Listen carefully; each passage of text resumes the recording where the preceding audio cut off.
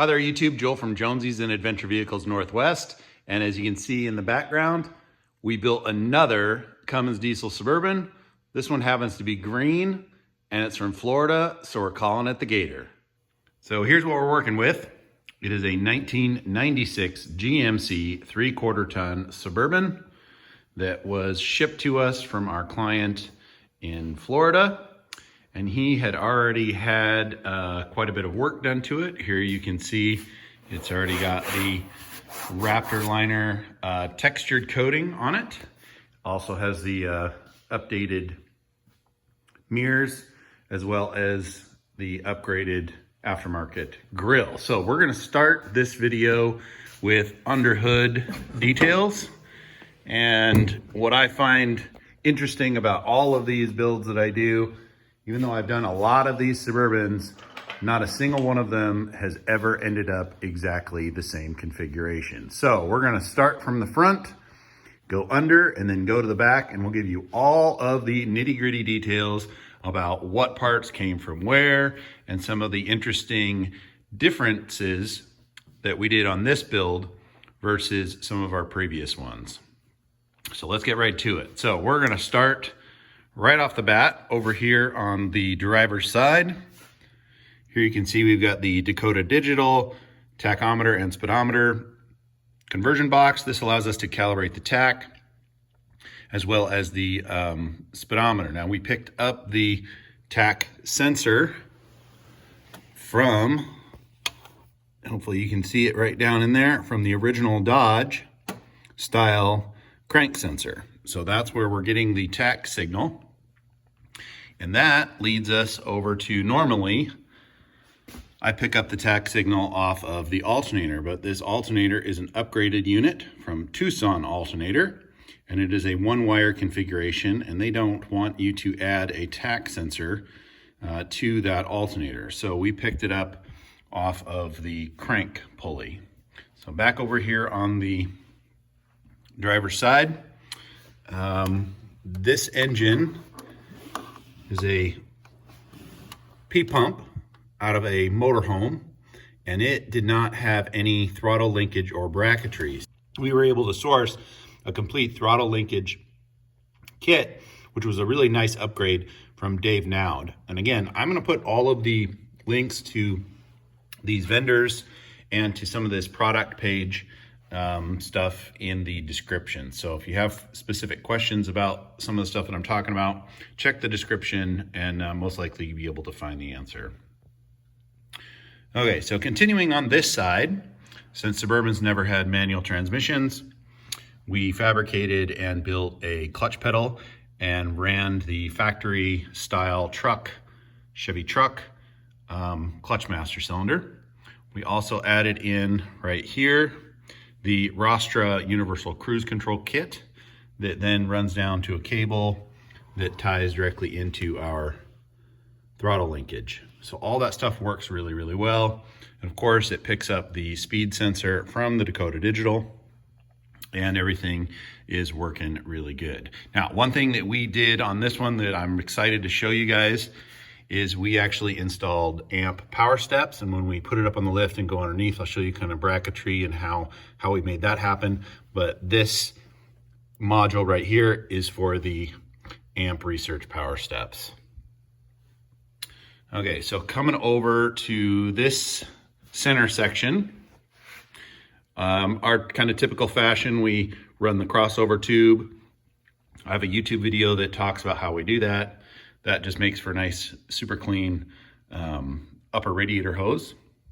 And for a radiator, we just used a regular kind of aftermarket aluminum radiator that I dimensioned so that I could kind of go a different route on the intercooler setup. So in all of these builds that I've done, I've never been super duper excited about how all of the intercooler piping is forced to come through this section of the fender well and then wrap in over into here. So on this build, we did some pretty cool stuff. We ended up running a totally different style turbo. And those of you guys that are keen on Cummins stuff, you will notice that that is a 2003 model HE 351 turbo. And what is so nice about that is that the turbo outlet for the charge air is pointing straight forward. So it comes straight forward and goes right into our intercooler. And what we're using for an intercooler is a Ford Power Stroke intercooler that we actually removed 2 rows off the top and then capped the tanks to make it a little bit shorter so that it will fit in the core support without completely hacking everything up. And that was kind of my biggest complaint about running the Dodge intercooler, or even some of the aftermarket intercoolers, is that you have to run the turbo piping around and it interferes with the battery box and everything else. And so this one, using the Ford Power Stroke intercooler, you can see it's already got the inlets and outlets pointing to the rear of the vehicle that come right through, and it sandwiches right around that aftermarket radiator really well, and it just makes for a very clean, easy, well, I say easy, very clean intercooler radiator cooling package installation. So running a mechanical fan, the regular stock Dodge mechanical fan with the Gen 2 fan hub, as well as our high mount kit. Made some custom radiator upper mounts that also work with the fan shroud, and we built a custom full fan shroud. Hopefully here, yep, there you go. You can see we got the fan shroud. It's sectioned in 2 halves, so you can take the upper half off if you need to service anything. So coming over here back to the turbo, a lot of you guys that are also very keen on turbo knowledge for Dodge Cummins, you'll say, okay, well, that's a HE 351. It has a 4-inch outlet. Yes, it does. So we went to Keating Machine, and they provided us with basically a conversion V-band to convert the 4-inch outlet on the turbo down to a 3-inch downpipe. And we probably could have maybe snaked a 4-inch downpipe in there, but boy, it would have been right on the firewall, and it just wasn't gonna work to my satisfaction. So we opted to build a custom 3-inch downpipe. That way we have good clearance around the firewall. We're not putting a bunch of heat into the firewall, and frankly, this setup makes more than enough power. We don't need more exhaust. So special thanks to Bell Turbo for getting us set up with that HE 351 common rail turbo. Pacific Injection also, as we've done with all of our builds, calibrated the P-pump, put the high RPM governor spring in it, as well as changed the timing and adjusted all of the racks so that the fuel rack, so that it works really well in this setup. So another thing that we did differently on this build is how we configured the air conditioning.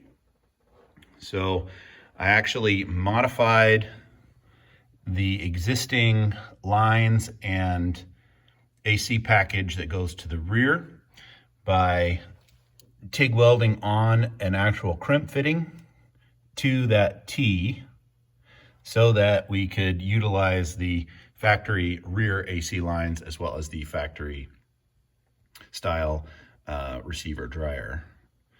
Also, while we're here, this right here is a vacuum pump from a Ford Excursion with a 7.3, and it goes down to and you probably can't see it in there, but anyway, there's a little factory GM solenoid valve that kills the heater circuit to the inside heater core when you turn the air conditioning on. So we hook that stuff up as per factory, and since the turbo diesel doesn't provide vacuum, we're getting the vacuum from the Ford Excursion vacuum pump. So then over here, yep, just kind of typical regular crimp style AC lines. This is our conversion friendly Gen 1 Dodge style AC compressor that has the standard O-ring style fittings. So then that comes around and goes into the factory GM condenser. So out of the condenser, it's all factory GM lines that go over to the receiver dryer and to the rear AC unit. So that kind of sums up what we got going on under the hood here. Lots of details, but again, try to make this one as clean as we could possibly do, and I'm really happy with how that intercooler and turbo package worked. So any of these that we do in the future, we're probably definitely going to be duplicating that setup. So let's get it up on the lift and show you guys the goodies that are underneath. Here we are underneath the rig, and first thing we'll just talk about the lift. The lift is a Rough Country 6-inch that the owner had installed before I got the truck, and you can see it's got just the stock wheels and tires. We left those on, or I should say the owner left those on so that shipping this thing back and forth between here and Florida is easier to deal with than if you were to have the large tires that it's actually going to go on this rig. So anyway, Rough Country 6-inch suspension lift. They're about as good as you get on these. Like, they work really well. They're very complete, and they make the truck look really nice. So starting up here, we'll talk about the onboard air system for the exhaust brake. It runs the exhaust brake. Also, we added in, you can see right there, that's a quick coupler to air up tires, pump up inflatable like flotation devices and things like that. Whatever you need compressed air for. So we bought the biggest compressor that Pack Brake sells, and we just modified the move bumper. That's one of the main reasons why I really like the move bumpers, is because you can modify them. And we mounted the compressor up underneath the bumpers, so hopefully it'll be protected a little bit better than if it was along the frame rail or something like that in the back. So anyway, instead of a winch, we opted for air compressor. So installed a fluid dampener. There you can see a better view of the regular crank sensor with the fluid dampener. Okay, here you can see how we installed the exhaust brake. You want the exhaust brake to be as close to the turbo as you can get. And so there you can see how tight that turbo downpipe is off of the turbo. And here is also a really good shot of how we did the turbo drain. Just a regular adapter over there to an AN fitting. Then we just welded a regular NPT tank bung into the side of the oil pan for the turbo drain so that it would have a nice straight shot.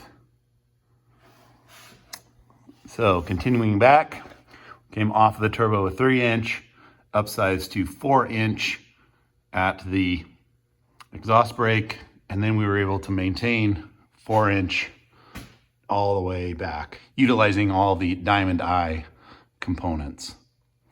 So continuing back here for the air system, here you can see we mounted the largest tank we could from Pack Brake, and just again fabricated some very simple angle iron style brackets to bolt to the frame rail so that tank won't hang down below the frame rail. And then mounted the control solenoid, that YJ22, for the exhaust brake right here on one of the rear cross members. So pretty simple, pretty straightforward. Now, some things that we did a little differently on the transfer case. We added a double cardan joint so that you won't have any issues with misalignment from the lift. That was added, the yoke got swapped over so that it's compatible with the double cardan joint for the front drive shaft. And then, as always, We used i5 driveline for all of our driveline modifications. So they rebuilt our rear driveline, built us our front driveline, and they've just done a great job for us in the past. So there you can kind of see exhaust routing, utilized factory hanger right here. And we added a couple more hangers as well. And then we just cut off a 90 to make a nice clean tailpipe. Okay, so now I'm gonna go over some of the details and the bracketry that we made for the amp power steps. So hopefully, so right up there is where the factory running boards would have mounted. So we've just basically built and bent these custom brackets to mount the power stop motors in the appropriate position so that these power stop running boards will work. We had to modify that pinch weld up there to make clearance for the motor, but all in all, they work and function really, really well. I was really happy with how that stuff worked. Got to be pretty crowded on this side because of the heater and AC lines for the rear, but relatively simple brackets that we were able to fabricate. There you can see a good one. We could put a slot in there, bent them so that they would come at the appropriate angle, and then mount to the factory bolting locations for the original running boards. I was a little worried that this was gonna turn into a pain to do, but all in all, it wasn't terrible. All right, I think that pretty much sums up all the underside stuff. So let's bring it back down and we'll go over our bumpers. All right, here's a demonstration of the power steps. We also added in the lights. Hopefully you can see that. Got the lights in there so you'll be able to see it.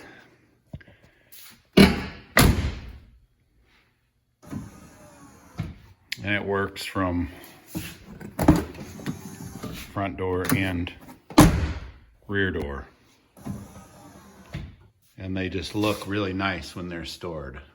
I'm a fan of the amp power steps. I think that really adds some functionality to this rig, and it's nice that they store up because I don't like the way regular hoops or regular running boards look. So amp, you get the best of both worlds. Okay, let's move over to the rear bumper.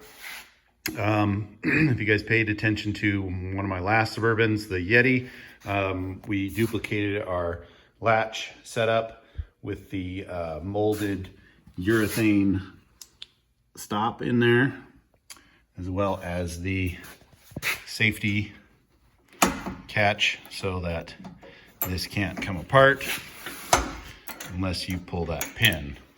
So pretty standard stuff that you guys, if you've been paying attention to the channel, have seen before.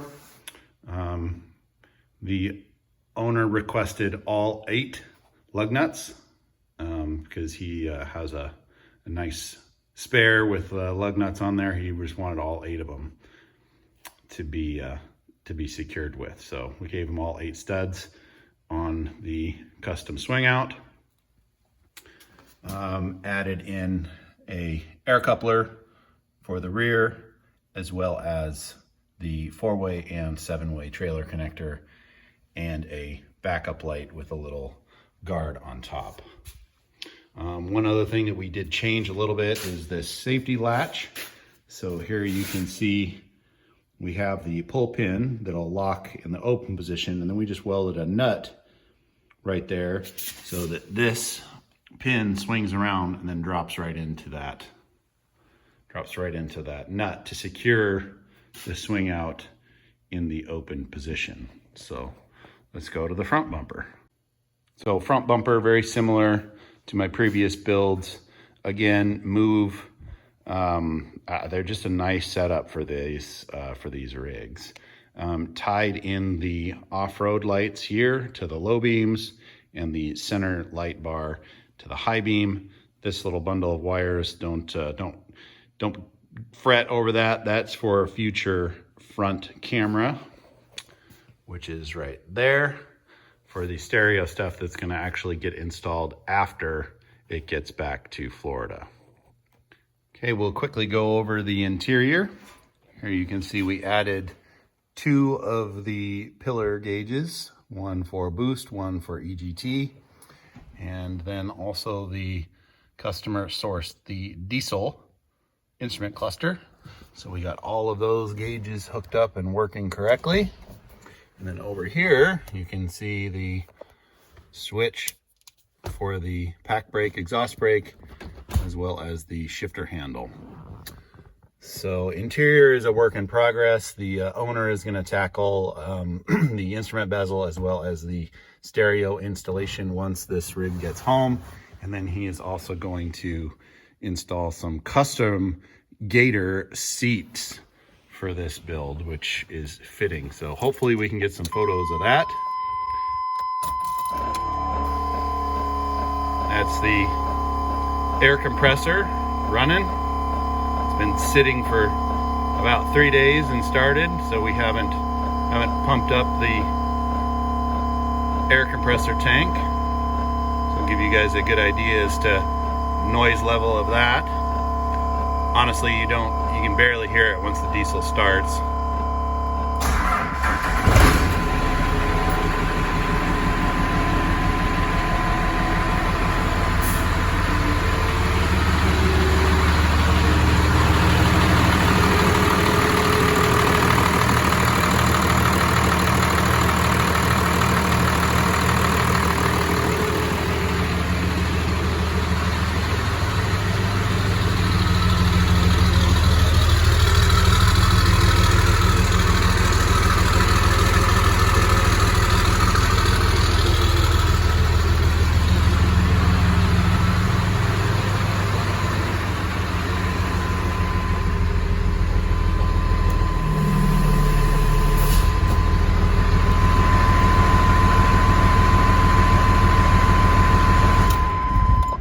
Gotta love the sound of a Cummins diesel.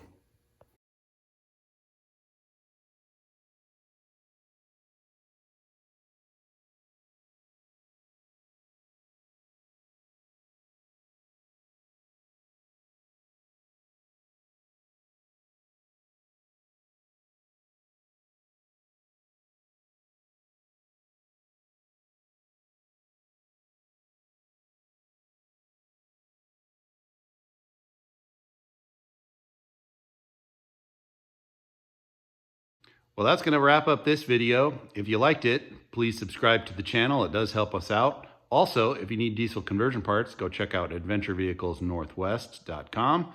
Link is in the description. Thanks for watching. See you on the next one.